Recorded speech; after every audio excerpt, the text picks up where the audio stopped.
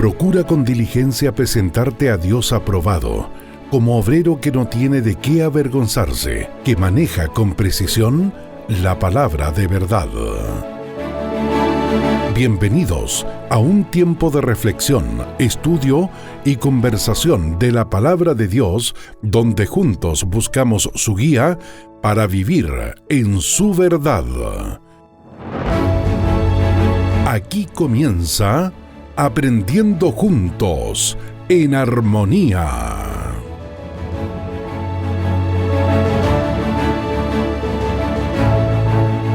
Hola, ¿cómo están? Sean todos muy bienvenidos a este programa Aprendiendo Juntos y en Armonía. Como cada semana nos reunimos para aprender más de la palabra del Señor.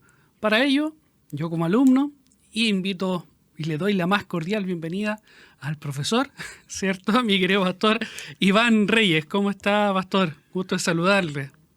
Hola, hermano Juan, que yo creo que me queda un poco grande el poncho de profesor. En realidad todos estamos aprendiendo, todos aprendemos el uno del otro, por eso somos parte de una iglesia y Sí. mutuamente nos edificamos. Es grato poder estar nuevamente con cada uno de ustedes, con ustedes en particular y con cada uno de los hermanos de Radio Armonía, buscando llevarles un poquito, y este es el propósito principal, acercarles un poquito a la importancia y la trascendencia de la Escritura. No es solamente entregar información sobre los hechos consecutivos, digamos, que llevaron al establecimiento de un canon, por ejemplo, sino que el canon es, cuando hablamos de ese concepto, que es el último que hemos tratado, tiene que ver con también aumentar la confiabilidad en estos libros que tenemos, porque de lo contrario, ¿cierto?, hay cuestionamiento y podríamos decir, ¿cómo sabemos si esos son los libros y no son más o son menos? Porque hay algunos que parecen contradecirse, como algunas personas dicen, por ejemplo, que Pablo y Santiago se contradicen, porque Pablo dice que la salvación es solamente por la fe y Santiago dice que la fe sin obras es muerta. Entonces, hay ciertos conceptos que a veces, cuando una persona es un poco débil en la fe, llegan estas personas extrañas, ¿cierto?, que se introducen subrepticiamente en la iglesia del principio, ha sido así, y ponen en cuestionamiento algunos libros del Nuevo Testamento, por ejemplo. Eso es peligroso y por eso necesitamos hablar de este concepto del canon, que tiene como objetivo que confiemos absolutamente en lo que tenemos, que es efectivamente palabra de Dios. Así es, en el programa anterior vimos el reconocimiento y la aceptación de las Sagradas Escrituras por parte de la Iglesia. Vimos que estos libros son de carácter divino. Vimos que canon significa caña o vara, ¿cierto?, para medir una regla. Y que estaba compuesto por estos, hay 66 libros canónicos no reconocidos. Y por ello los apócrifos quedan fuera, ¿cierto?, de la veracidad de las Hay 66 escrituras. libros reconocidos. Reconocidos. Sí. Sí. Así que, y después vimos ahí en Isaías que el pueblo reconoció esta escritura, lo vimos en Romanos, ¿cierto?, en los Salmos, que el pueblo judío reconoció los 39 libros del Antiguo Testamento, los judíos eran 22 o 24, Vimos que la formación necesaria del canon, ¿cierto?, del Nuevo Testamento, ¿cierto?, después de morir los escritores, empezaron todo esto ya a formarse. Y vimos que Esdras, ¿cierto?, funcionalmente establece los libros del canon. En el siglo V a.C., dijimos funcionalmente, no formalmente. Más adelante va a ser la formalización propiamente tal de estos libros. Quizás explicar algo muy sencillo, pero por ejemplo los hebreos, en lugar de los 12 profetas que tenemos nosotros, los 12 profetas menores, ellos tienen los profetas. Es decir, solamente, el libro se llama en realidad los 12 profetas. Entonces es un solo libro para ellos, para nosotros son 12 y por eso la diferencia de cantidad, pero no cualitativamente, porque obviamente pertenecen, digamos, todo el contenido de los libros del Antiguo Testamento están plasmado en estos 39 libros que los judíos reconocieron como tal. Así que no hay problema en ese sentido para que no pensemos, pero ¿por qué eran 24, 22 y para nosotros son 39? Porque Primera y Segunda de Samuel también era un solo libro para ellos, porque Primera y Segunda de Reyes era un solo libro para ellos, entonces por eso es la diferencia, pero esencialmente en contenido es exactamente lo mismo. Hoy vamos a entrar ya entonces en el canon, vamos a ver esta segunda parte. Esta segunda parte, sí. Vamos a orar, ¿verdad? Oramos, pastor. Nuestro buen Dios, aquí estamos una vez más para agradecerte, Señor, primeramente por quien tú eres, Señor, porque podemos abrir las Escrituras y aprender un día más de ti, Señor. Gracias porque está el pastor Iván, quien puede guiarnos, Señor, también en esta enseñanza, explicarnos. Y gracias por cada uno de mis hermanos que ha tomado este programa, Señor, y lo ha tomado con una seriedad en la cual quieren aprender también. Y están ahí tomando apuntes, se están juntando, Señor, con el solo hecho de aprender más de tu palabra, cómo está compuesta, cómo se llevó todo esto a cabo y cómo tú, hasta el día de hoy, Señor, en estas palabras aún del Antiguo Testamento, las podemos traer a nuestro diario vivir y nos hablas por medio de ellas. Te damos gracias, Señor, úsanos conforme a tu misericordia. En el nombre de Jesús te lo pedimos. Amén. Amén. Amén. Muy bien, vamos a ir entonces a ver al menos 3 criterios que se consideraban importantes para el establecimiento del canon del Antiguo Testamento, por ejemplo. El primer criterio decía que el libro tenía que haberse escrito por el proceso de inspiración. ¿Y cómo podíamos percatarnos de ello? Bueno, esto se manifestaba que normalmente era reconocido por el propio autor. Es decir, el propio autor era consciente de que lo que estaba escribiendo y lo que estaba dejando plasmado en la escritura era justamente la palabra de Dios. Tenemos un texto de lo que dice David y se registra en 2 de Samuel, capítulo 23, versículos 1 en adelante, que nos ayuda en ese sentido. Noten cómo esta es una realidad. El propio David era consciente que lo que él escribió, por ejemplo, vamos a ver los salmos, ¿cierto? Los 73 salmos que son de David y por lo menos 75 y quizás más, dicen los teólogos, fueron escritos por David. Y él dice lo siguiente, estas son las últimas palabras de él, así que son muy importantes. Estas son las palabras postreras de David, registra el autor de 2 de Samuel. Dijo David, hijo de Isaí, dijo aquel varón que fue levantado en alto, el ungido del Dios de Jacob, el dulce cantor de Israel. Esto dijo, el Espíritu de Jehová ha hablado por mí. Esa es una frase categórica. El Espíritu de Jehová ha hablado por mí. Es decir, David era consciente de que lo que él escribió fue dado por el Espíritu de Dios. El Espíritu Santo, obviamente se entiende, el Espíritu de Jehová ha hablado por mí y su palabra ha estado en mi lengua. Su palabra ha estado en mi lengua. Es decir, él era un instrumento usado por Dios, apartado por Dios, para poder plasmar en escritura la palabra de Dios. Y ahí tenemos los salmos de David, como yo dije recién. Y él era consciente de que era la palabra del Señor y no era su propia palabra, ni era su propia conjetura, ni era su propia deducción, sino que era la palabra de Dios. Y esto es claramente un criterio para establecer el canon. Porque alguien puede preguntarse, ¿por qué estos libros y no otros, como yo dije al principio? ¿Y por qué nosotros podemos tener certeza de que estos libros son realmente la palabra de Dios? Bueno, David lo está diciendo en forma directa aquí en sus últimas palabras. Normalmente las últimas palabras de un hombre son muy importantes porque grafican lo que domina su pensamiento. Y el pensamiento de David aquí es este. El Espíritu de Jehová ha hablado por mí y su palabra ha estado en mi lengua.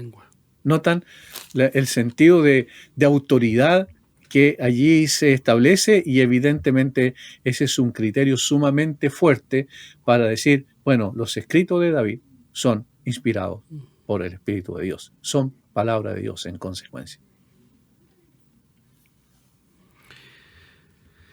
Tenemos entonces 2 Samuel 23, para el que no lo notó, del 1 y 2. versículo 1 y 2. Exactamente. ¿Ya? Otro texto también que habla al respecto es Jeremías, capítulo 1, versículos 1 y 2. Jeremías 1, 1 y 2. Dice: las palabras de Jeremías, hijo de Hilcías, de los sacerdotes que estuvieron en Anatot, en tierra de Benjamín. Palabra de Jehová que le vino en los días de Josías, hijo de Amón, rey de Judá, en el año 13º de su reinado. Palabra de Jehová que le vino en los días de Josías. Es decir, el libro de Jeremías, allí, en este caso particular, ¿cierto? Pero podemos extenderlo también a los demás libros de la Biblia. Fueron, especialmente los profetas, escribieron la palabra que el Señor les transmitió. No era otra vez su propio concepto de sí mismo, no era su propio concepto religioso lo que lo llevaba a establecer esto, sino era que ellos eran conscientes de que lo que decían en ese contexto, en cuanto a profecía, lo que escribían en cuanto al registro propiamente tal del libro en palabras, digamos, en letras, escritos en materiales duraderos, como en ese tiempo escribían, evidentemente era la palabra de Dios. Entonces podemos estar tranquilos en ese sentido. Este primer criterio se cumple. El libro tenía que haberse escrito por el proceso de inspiración. ¿Cómo sabemos que se escribió por el proceso de inspiración? Bueno, porque al menos 2 autores de parte importante del Antiguo Testamento, ellos registraron que eran conscientes que la palabra de Dios era la que ellos transmitieron. Así es. Ese es el primer criterio en un sentido general del Antiguo Testamento. Segundo, los contemporáneos del profeta frecuentemente hablaron sobre la obra en cuestión como la palabra de Dios, y esto es sumamente importante también. Es decir, no solo ellos eran conscientes que lo que escribían y transmitían era la palabra de Dios, sino también los contemporáneos de ellos podían afirmar que en efecto lo escrito por ellos era la palabra de Dios. Éxodo capítulo 24, versículo 3. Éxodo 24, versículo 3. Dice lo siguiente: y Moisés vino y contó al pueblo todas las palabras de Jehová y todas las leyes, y todo el pueblo respondió a una voz y dijo: haremos todas las palabras que Jehová ha dicho. Es decir, el pueblo en su conjunto, aquí en este caso, reconoció que lo que Moisés escribió, o mejor dicho, lo que Moisés transmitió a ellos, era precisamente la palabra del Señor. Por lo tanto, aquí hay una afirmación plural, ya no solo personal de alguien, es decir, no solo del propio autor, sino también de todos aquellos que estaban alrededor del autor, que eran contemporáneos del mismo, que habían sido personas que habían sido testigos de que en efecto lo que recibió Moisés era precisamente la palabra de Dios. Ellos dieron fe que era la palabra del Señor y no los pensamientos que transmitió o quiso transmitir el propio Moisés, sino lo que Dios le había dicho que transmitiera. Sí, hay otro texto, perdón. Ahí en el versículo 4, cuando dice, y continúa, dice: y Moisés escribió todas las palabras de Jehová. Correcto. Gracias por eso. Efectivamente, ahí faltaba una parte. Y Moisés escribió todas las palabras de Jehová. Es decir, después de que también las transmitió, llegó a escribirlas para dejarlas como un libro que pudiese ser importante posteriormente para los que iban a entrar a la tierra prometida, para que no fueran desviados de lo que realmente era su, de importancia capital para ellos, cuando pudiesen contrarrestar todos los pensamientos extraños, ajenos a la palabra, que iban a encontrar en el lugar, ¿cierto?, donde ellos iban a tomar posesión. Hay algo muy interesante en este sentido y que es además de aplicación, y que está en Deuteronomio igualmente, y que en el Deuteronomio 17 en específico, versículos 14 en adelante, que habla de la importancia capital que iba a tener esta palabra que Moisés registró y escribió, tal como leímos recién, para que pudiese ser transmitida después al rey que iban a tener, porque esa es una anticipación de que finalmente los israelitas, el Señor conoce lo que iba a pasar, iban a solicitar un rey, y cuando tuvieran un rey, el rey tenía que tener como centro precisamente la palabra del Señor para su vida y para su reinado. Leamos esos versículos para que podamos entender de qué estoy tratando. Capítulo 17, versículo 14 en adelante, de Deuteronomio. Cuando hayas entrado en la tierra que Jehová tu Dios te da, y tomes posesión de ella y la habites, y digas, pondré un rey sobre mí, como todas las naciones que están en mis alrededores, noten cómo eso ocurrió posteriormente en el tiempo de Samuel, ciertamente pondrás por rey sobre ti, al que Jehová tu Dios escogiere de entre tus hermanos pondrás rey sobre ti. No podrás poner sobre ti a hombre extranjero que no sea tu hermano.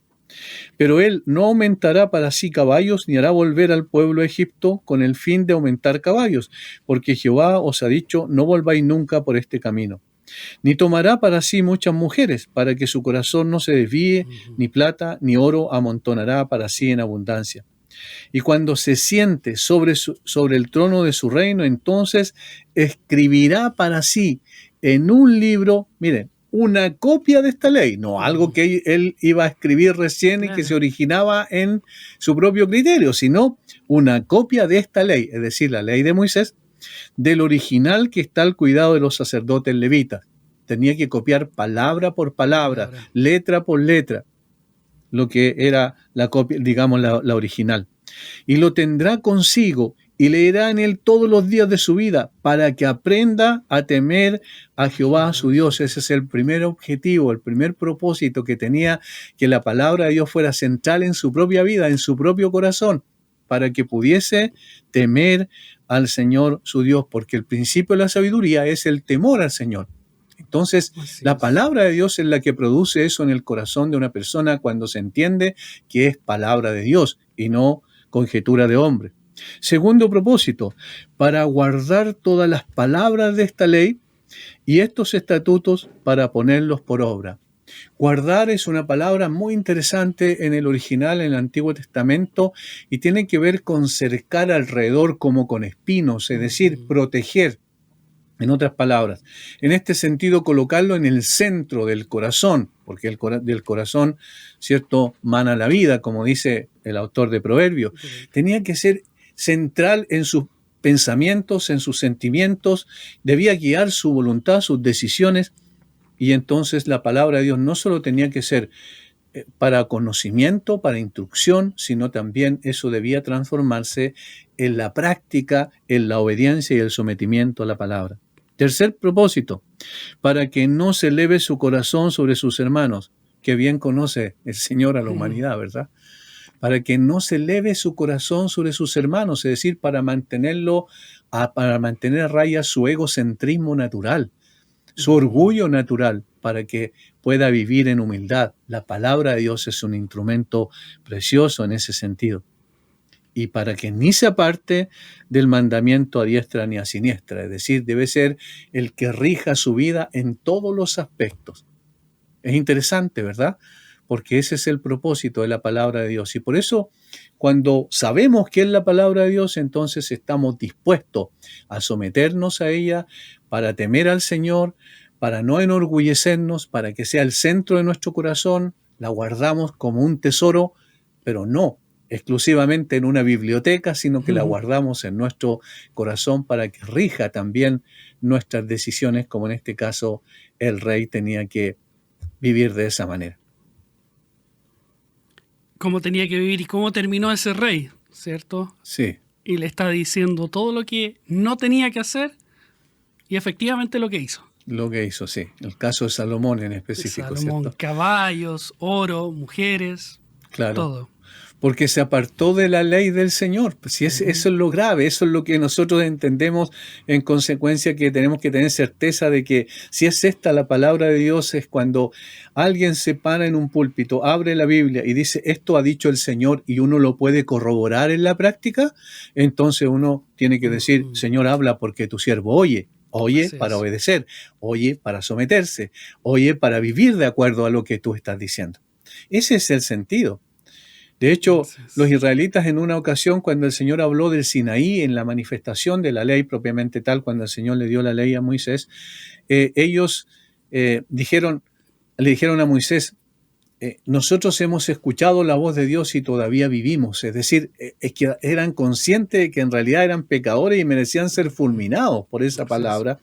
Entonces le dijeron que ya no querían hablar más o que Dios hablara más directamente a ellos. Le dijeron que hable contigo. Y tú nos transmites lo que Dios ha dicho y nosotros haremos Lo todo lo haremos. que Dios ha dicho. Entonces, la autoridad de la palabra es al mismo tiempo debe provocar igualmente un temor reverente en nosotros.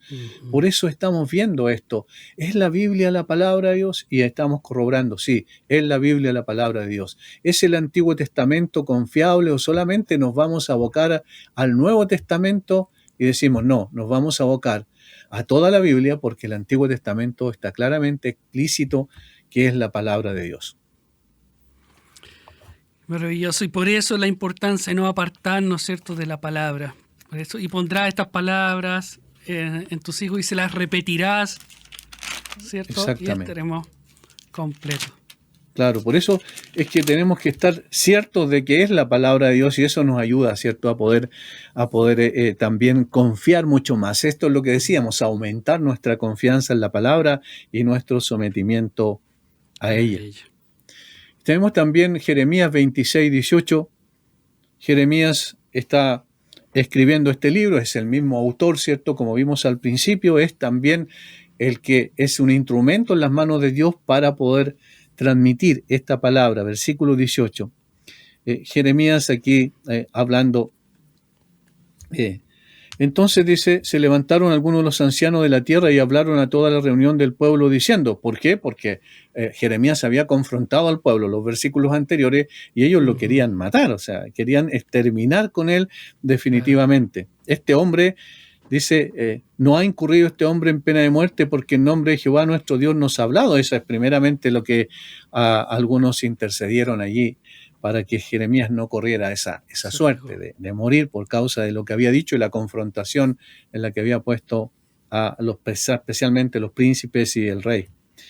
Versículo 18, dicen estas personas, estos ancianos, Miqueas de Moreset profetizó en tiempo de Ezequías, rey de Judá, y habló a todo el pueblo de Judá diciendo, así ha dicho Jehová de los ejércitos. Este otro Miqueas es un profeta de Dios también. ¿Y qué es lo que dicen los ancianos? Reconocen a ese profeta de Dios como lo que efectivamente era, es decir, un portavoz de la palabra de Dios. Así ha dicho Jehová de los ejércitos, Sión será arada como campo y Jerusalén vendrá a ser montones de ruinas y el monte de la casa como cumbres del bosque. Es decir, efectivamente Dios ya nos había dicho que esto iba a pasar con Israel a través del profeta Miqueas. Y la conclusión a la que llegan ellos, versículo 19, ¿acaso lo mataron Ezequías, rey de Judá, y todo Judá?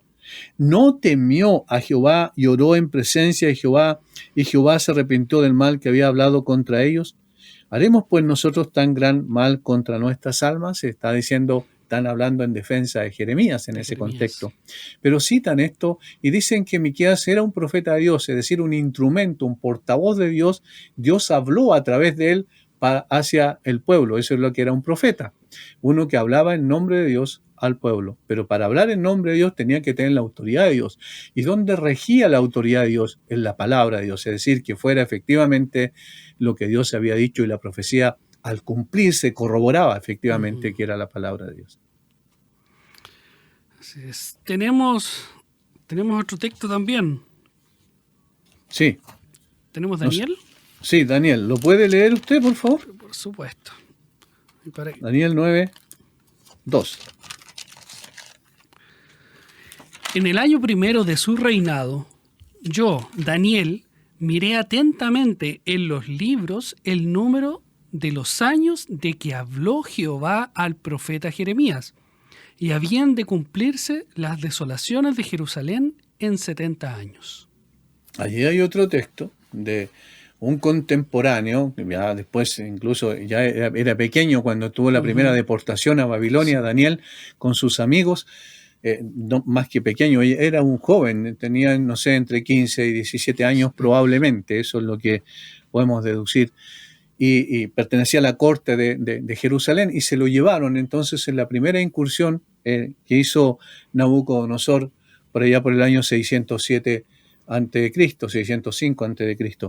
Y Daniel era casi contemporáneo de Jeremías. Jeremías ya estaba en la última parte, no obstante, de su ministerio profético. Pero es notable lo que hace Daniel. Daniel, antes de orar, hace esto.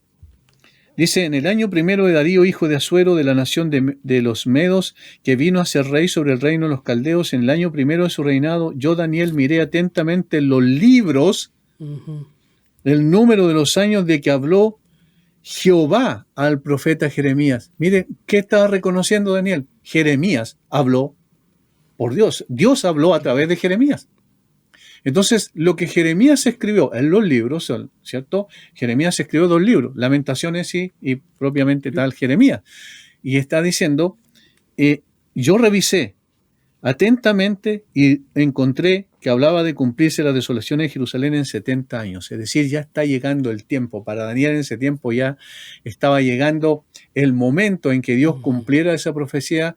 Y entonces Daniel comienza el versículo 3 en una oración maravillosa, una de las oraciones más hermosas de la Biblia, respecto al reconocimiento de que lo que hablaba Jeremías era precisamente palabra de Dios. Y esto es el segundo criterio. Los contemporáneos del profeta frecuentemente hablaron sobre la obra en cuestión como la palabra de Dios. Tercero, los contemporáneos del profeta decidían preservar el libro como parte de la palabra de Dios. Vamos a Deuteronomio 31. Deuteronomio 31.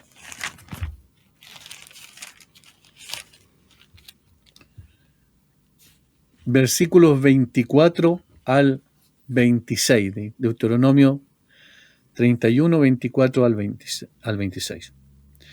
Y cuando acabó Moisés de escribir las palabras de esta ley en un libro, hasta concluirse, noten que aquí dice que, digamos, Moisés fue el autor de este libro, dio órdenes Moisés a los levitas que llevaban el arca del pacto de Jehová, diciendo, tomad este libro de la ley y ponedlo al lado del arca del pacto que Jehová vuestro Dios, y esté allí por testigo contra ti. Aquí está la palabra. La palabra de Dios va a ser el espejo delante del cual van a tener que mirarse después y van a ver que se rebelaron contra el Señor y no tienen excusa porque conocían la palabra de Dios. Moisés anticipa que el pueblo sí iba a ser rebelde en contra de Dios, pero hay un testigo. ¿Cuál es el testigo? La palabra de Dios, el libro que él escribió, y le dijo a los levitas, colóquenla en el arca del pacto, al lado del arca del pacto de Jehová vuestro Dios, y esté allí por testigos contra ustedes. Por tanto, se cumple precisamente este requisito, que los contemporáneos profetas decidían preservar el libro como palabra de Dios. Y creo que para avanzar un poco más necesitamos dejarlo allí. Vamos a tomar solamente otro, Segunda de Reyes 23, 24. Pero antes, pastor, le quiero preguntar algo. Dígame. El tercer criterio, porque lo dijo rapidito y no lo alcancé a notar, y yo creo que algunos hermanos tampoco. Bueno. Tercer criterio, entonces, los contemporáneos del profeta decidían preservar el libro como parte de la palabra de Dios. Es decir, los contemporáneos de quien escribió el libro decidían preservarlo como parte de la palabra de Dios. Y ahí tenemos la orden, inclusive, de Moisés, que lo preservaran y fuera testigo contra ellos mismos cuando se desviaran del camino. Segunda de Reyes, ahí vamos a ver ese texto nada más. Segunda de Reyes 23, 24. Segunda de Reyes 23, 24. Dice, asimismo barrió Josías a los encantadores, adivinos y terafines y todas las abominaciones que se veían en la tierra de Judá y en Jerusalén para cumplir las palabras de la ley que estaban escritas en el libro que el sacerdote Hilcías había hallado en la casa de Jehová. Es decir, esta es la palabra de Dios y yo voy a cumplir la palabra de Dios, dijo Josías. Lo impactó tanto al rey en su corazón, produjo una transformación extraordinaria en él. Él lloró también amargamente porque se dio cuenta de que el pueblo por siglos había desviado del camino del Señor, y él trajo, o Dios trajo a través de él, una reforma extraordinaria. ¿Sobre qué base? ¿Sobre qué fundamento? Sobre el fundamento de la palabra de Dios. Entonces, allí hay evidencia de que ese libro se preservó, y esa preservación, y se preservó milagrosamente, porque lo encontraron en los muros del templo. Cuando estaban haciendo algunos arreglos, se encontraron en el muro la ley, el libro de la ley. Y eso fue maravilloso, porque el Señor preservó su palabra a pesar de, y finalmente la trajo. Y cuando la trajo y la leyeron frente al rey, se produjo un cambio sustancial en su corazón y una reforma extraordinaria, donde finalmente terminó con todas las abominaciones que habían en Jerusalén en ese tiempo el rey Josías, y por eso podemos calificarlo como el rey de la palabra. Eso es lo que produce la palabra. ¿Se dan cuenta? No estamos meramente transmitiendo cierta información, sino que el propósito es que efectivamente este libro podamos entender que es un libro vivo, que siempre Dios está hablando a través de él, y que su palabra permanece para siempre y produce cambios sustanciales en la vida nuestra, y no solo información a nuestro cerebro.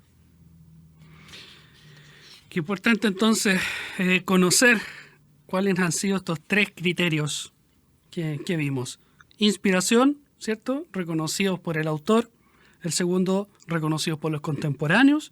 Y tercero, que los contemporáneos, ¿cierto?, del profeta, decidían preservar este libro. Claro, eran exactamente instrumentos en las manos de Dios para la preservación de este libro. ¿Por qué era importante? Porque no solo era importante para un tiempo en particular. Si la palabra de Dios en el Antiguo Testamento, por ejemplo, fuera nada más que la historia de un pueblo, entonces no sería distinto a cualquier otro libro que podamos encontrar de historia antigua, ¿verdad?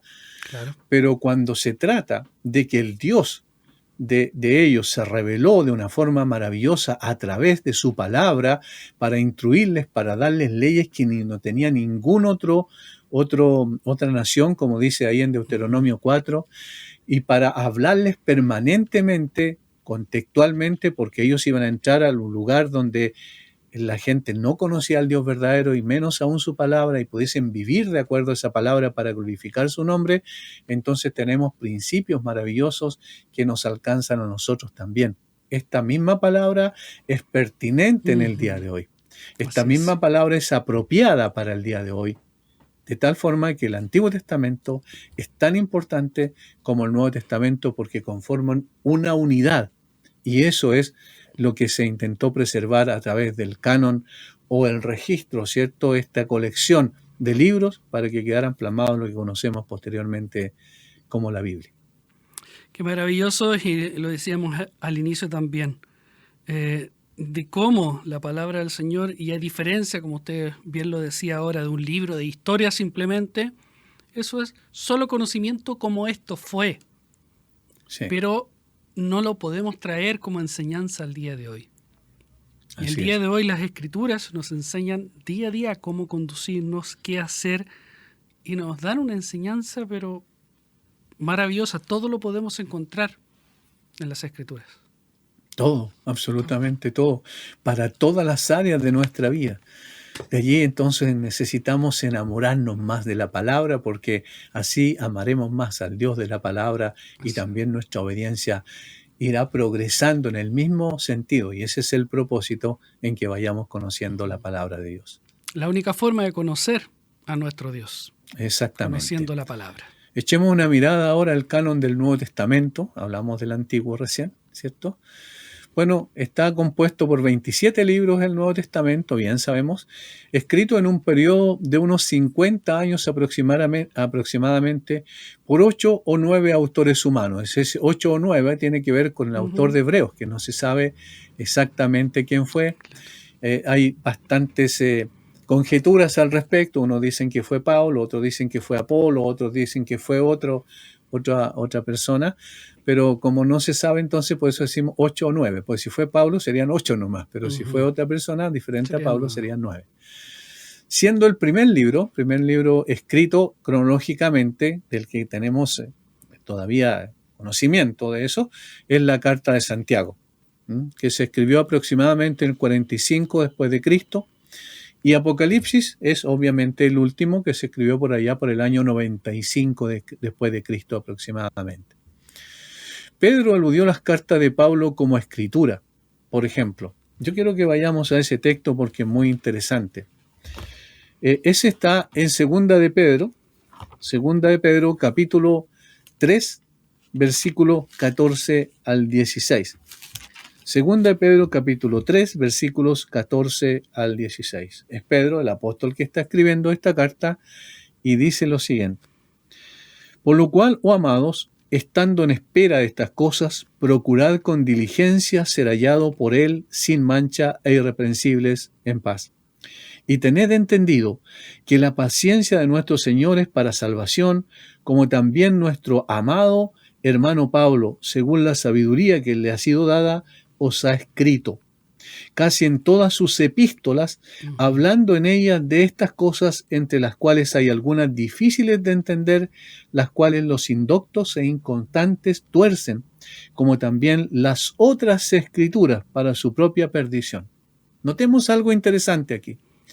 Pedro está citando de las escrituras de Pablo, ¿cierto? Dice, casi en todas sus epístolas, hablando en ellas de estas cosas. Y luego, en el mismo contexto, dice que los indoctos, ¿cierto? Aquellos que no la entienden, la tuercen, las cuales los indoctos inconstantes tuercen, como también las otras escrituras. ¿Notan? Aquí hay una, digamos, un concepto de igualdad entre las epístolas de Pablo y las otras escrituras. Cuando se refiere a las otras escrituras, evidentemente se está refiriendo al Antiguo Testamento. Entonces está diciendo, las escrituras del Antiguo Testamento, como las escrituras de las epístolas de Pablo, son palabra de Dios. Eso es lo que está diciendo Pedro. Es evidente aquí, es notorio como él hace esta afirmación. Y es muy interesante porque estamos hablando todavía en el periodo apostólico. Hablamos de periodo apostólico hasta que murió, quiero decir, el último apóstol, que fue Juan, ¿cierto?, que murió cerca del año 100 después de Cristo. De tal manera que estamos hablando de que las escrituras del Antiguo Testamento son equivalentes a las escrituras del apóstol Pablo. El Nuevo y el Antiguo se unen en ese sentido y tienen la misma autoridad porque el mismo Pedro está diciendo aquí, son palabra de Dios. De Dios. El mismo Juan dice haber escrito Apocalipsis por mandato de Cristo. Eso tenemos al principio, ¿cierto? La revelación del Señor Jesucristo escribe al ángel que está y comienza toda su descripción de lo que el mismo Señor le dijo que escribiera particularmente y de lo que él escuchó, de lo que él vio, de lo que era y de lo que vendrá. De tal forma que Juan fue un instrumento y claramente cuando dice que el mismo Cristo lo mandó, lo comisionó a escribir, entonces es obviamente palabra de Dios. De Dios.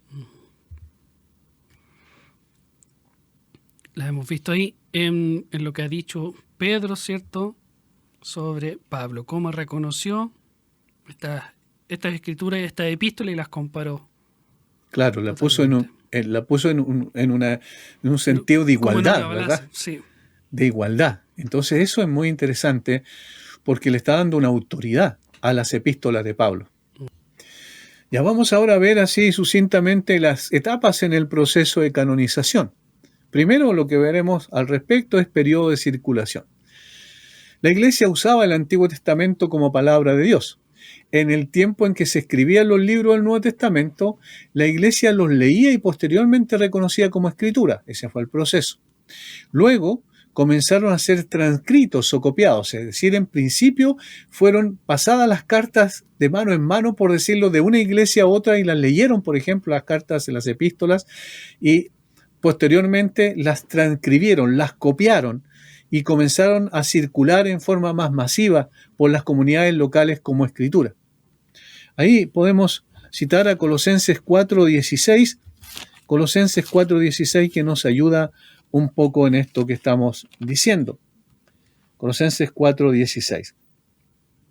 Dice: cuando esta carta haya sido leída entre vosotros, haced que también se lea en la iglesia de los laodicenses, y que la de la Odisea la leáis también vosotros. Notan cómo hay una circulación, es decir, primero lean esta epístola y ahora, después de que la lean, transmítanla o pásenla a la iglesia de los laodicenses, y la carta que se le escribió a ellos, que sea también leída para ustedes. Es decir, ahí hay una circulación entre ellos, y que posteriormente, por supuesto, estas fueron reconocidas como palabra de Dios en lo que se conoce como el canon o la colección de escritos sagrados. De tal manera que a comienzo del siglo II, la mayor parte de la iglesia estaba familiarizada con los 27 libros del Nuevo Testamento a través del periodo primero de circulación. Segundo, periodo de recopilación. Primero circulación, luego recopilación. Las reuniones de adoración de la iglesia primitiva incluían, al igual que en las sinagogas, lecturas públicas y exposiciones de las escrituras derivadas de esta. Por esta razón se hizo necesaria la copia de estas escrituras y la divulgación de las mismas. Para ello había que recopilar estas escrituras, es decir, juntarlas, reunirlas. Por el siglo II, estas colecciones fueron cada vez más aceptadas entre las iglesias, es decir, ya la iglesia la estaba reconociendo. Por eso es que cuando hablamos del canon, no estamos diciendo que la iglesia fue la que dijo qué escrituras tenían que ser canónicas y, inspiradas, y cuáles no eran, sino que simplemente reconoció la inspiración de esas escrituras y luego las coleccionó.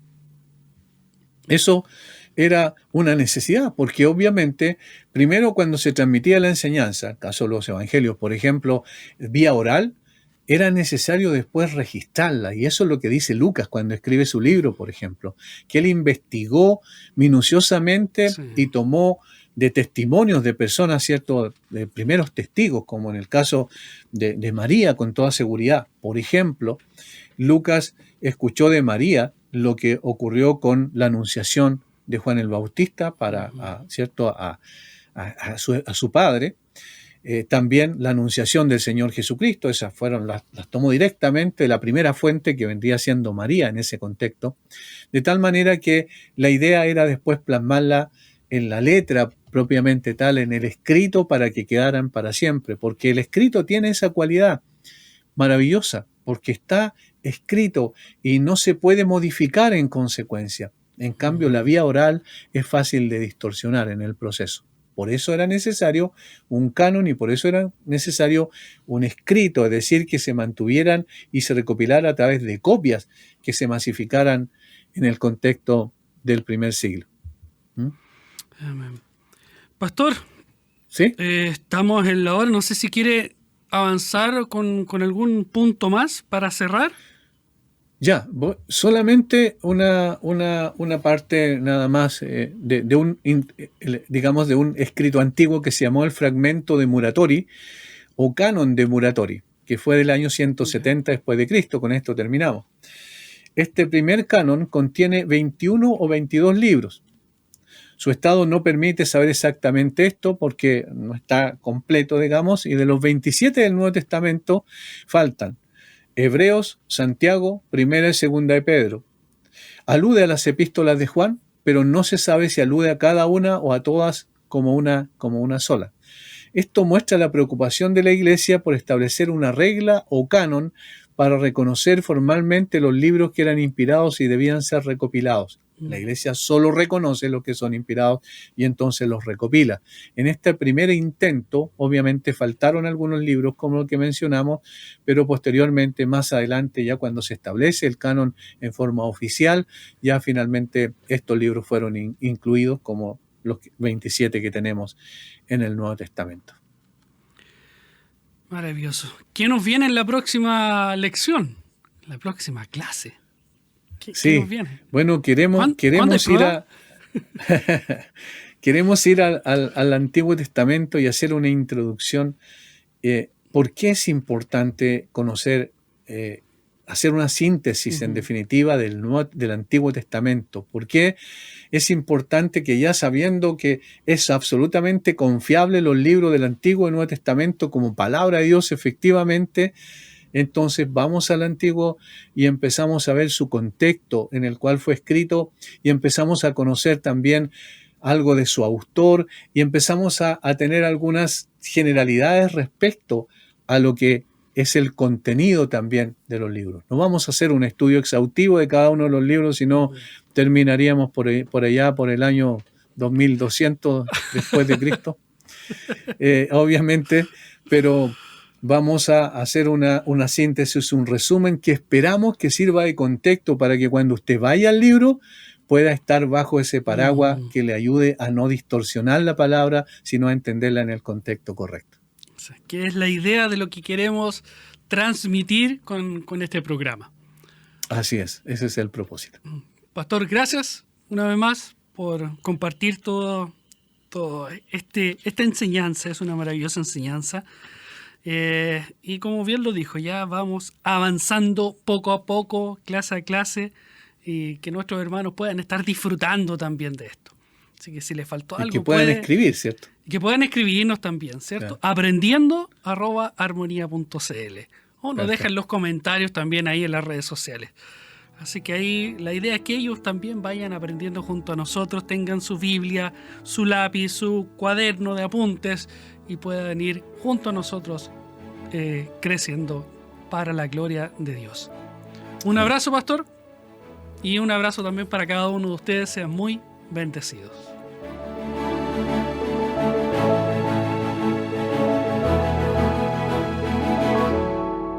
En Armonía hemos presentado Aprendiendo Juntos en Armonía. ¿Quieres volverlo a escuchar? Encuentra Aprendiendo Juntos en Armonía en Spotify, Apple Podcast y en armonía.cl. Cada semana, un nuevo episodio.